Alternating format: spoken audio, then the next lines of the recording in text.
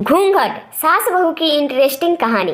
अरे रानी, ओ रानी, सो रही हो क्या अभी तक? रानी की जेठानी जोर जोर से चिल्ला रही थी घर के आंगन में खड़े होकर। रानी यानी मैं।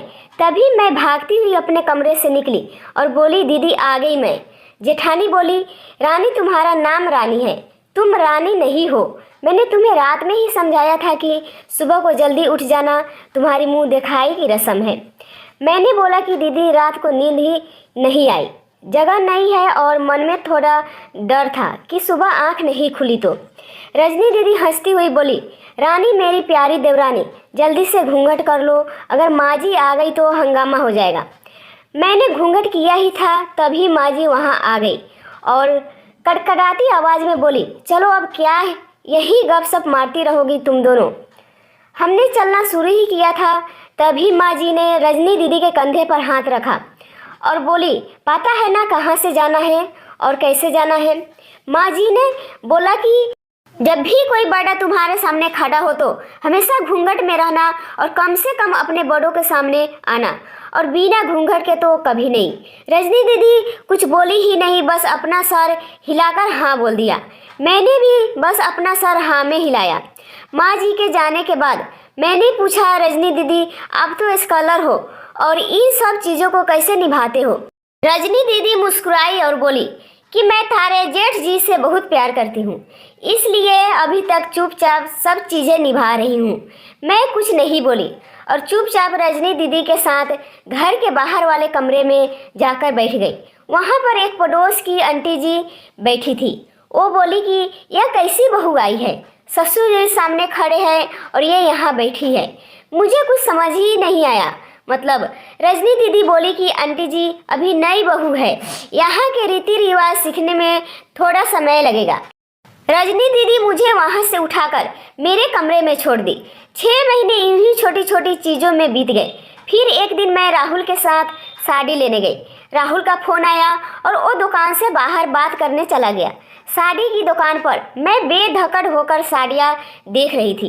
तभी साथ में बैठे हुए अंकल जी खांसे, 1 बार, फिर 2 बार, फिर 3 बार। मैं साड़ी वाले भैया से बोला कि भैया इन अंकल जी को पानी दे दो, बहुत खांसी हो रही है इन्हें। अंकल जी भड़क उठे और बोले, क्या बदतमीज लड़की है, ये कुछ शर्म लिहाज है या नहीं है इसे?